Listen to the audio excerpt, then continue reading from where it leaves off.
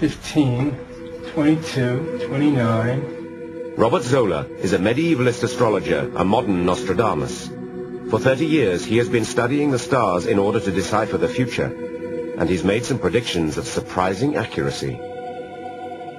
America will have a new president, and he will be in the stamp of Bush, a younger, more inexperienced version from the same house.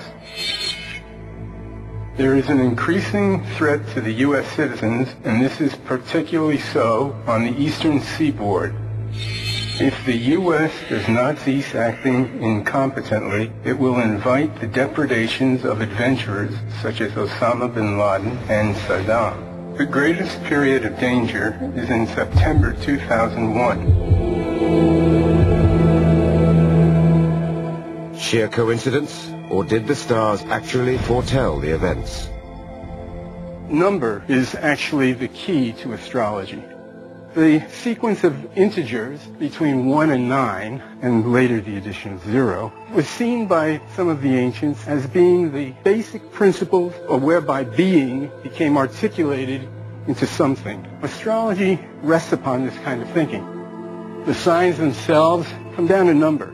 Why it seems to work is an enigma, but many ancient civilizations fervently believed that the stars and nature held the answers to the mysteries of life. The Mayans and the Hopis, as virtually all indigenous people throughout the world, were very connected to the sky. The Mayans in particular were very sophisticated in noticing the rhythms of the heavens and building elaborate calendars with great accuracy. The Mayan calendar, which was designed to calculate the progress of the seasons, was also a tool of prophecy. The calendar ends abruptly on the 21st of December 2012. And Mayan prophecy describes bleak events surrounding that time. The face of the sun will be extinguished because of the great tempest. In a similar way, another Native American culture, the Hopis, have a prophecy that there would be times of great destruction, a day of great purification.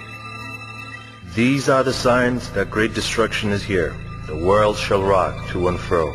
The white man will battle people in other lands, those who possess the first light of wisdom. The fourth world shall end soon, and the fifth world will begin.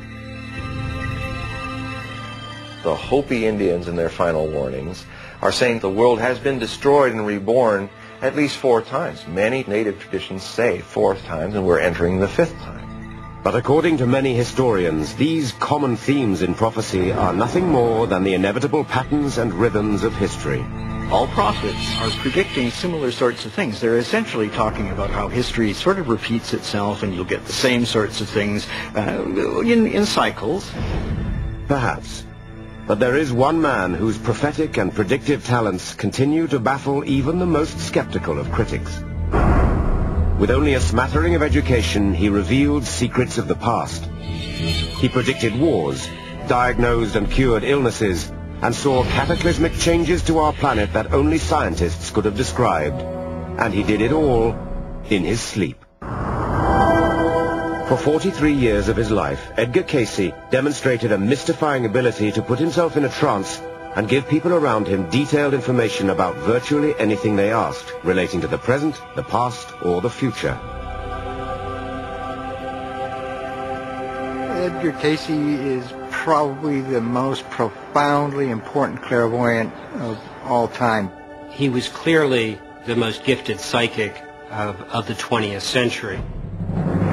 Cayce predicted the Second World War, the death of presidents, the future of medicine. He also diagnosed illnesses, and all in his sleep. His psychic readings, all 14,306 of them, are archived and catalogued at the Association for Research and Enlightenment in Virginia. They constitute the largest collection of psychic material from a single source in the world. Edgar Cayce didn't give 10, 20, 500 readings in his career. He gave 14,000. Think of a Las Vegas stage performer having to come up with a different routine twice a day, every day for 45 years. It's just not possible. Edgar Cayce gave readings about many, many different subjects. Nostradamus wasn't quite as eclectic, But like Nostradamus, Casey was much sought after in his lifetime, and like his French counterpart, he also remained extremely modest about his gift. Both of them were men who were deeply committed to a life of compassion and service to others. Both were very interested in health and healing. Nostradamus was a physician. Edgar Casey was an intuitive diagnostic physician of sorts. Edgar Casey and Nostradamus both started as healers, but later became more famous as prophets. Edgar Casey's fateful journey through life started in 1877 near Hopkinsville, a small town of tobacco farmers in rural Kentucky. Edgar Casey's family was typical of middle-class American rural people at the turn of the 20th century. They made their living primarily from the production of dark tobacco, wheat and corn and livestock.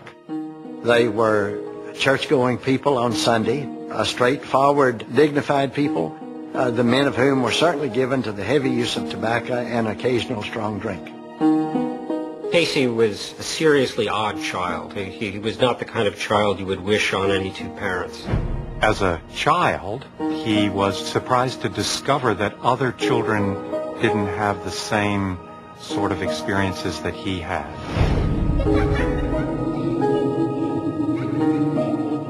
As a boy, Edgar often had visions as he sat in the woods reading his Bible.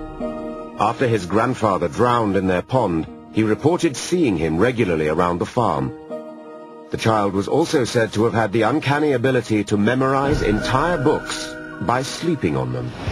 Had he been born in different circumstances, not a little rural community, Edgar could very easily have been, sold as a circus act. He was completely surrounded by people who loved him, people who protected him. Edgar's most extraordinary talent, which earned him the nickname Sleeping Prophet, surfaced several years later when he was in his early 20s. While working as an insurance salesman, he developed severe chronic laryngitis. Unable to speak, Casey took a job as a photographer. In the darkroom, he wouldn't be required to talk much. But the malady persisted, and he finally decided to seek help. At that time, Edgar had had some friendship association with Dr. Al Lane, a homeopathic physician. And Dr. Lane suggested to young Edgar, why not self-impose hypnosis? What happened next sealed Edgar Casey's destiny. It was on the 30th of March, 1901, in a two-story brick house on West 7th Street in Hopkinsville, Kentucky, that Edgar Casey lay upon a couch in a contemplative and meditative situation and self-imposed hypnosis. And then, before his parents and maybe a few others in the room, astounded everyone by describing what was wrong with his throat and prescribing treatment for it. The first reading, March 30th, 1901. Out of a deep sleep, Casey had spoken in a clear voice and described both his ailment and its cure. Soon, doctors and patients were coming from far and wide to be diagnosed and made well by the man with the X-ray eyes. One of the amazing things about Edgar Casey's health readings is the piercing nature of his vision into an individual's body. He would read the body as though he were an X-ray machine. And the terminology that he used was quite medical. It's quite amazing. In 1905, Casey told surgeons how to mend the badly broken leg of a local man, George Dalton, by inserting a nail into the break. The doctors had said Dalton would never walk again. He did.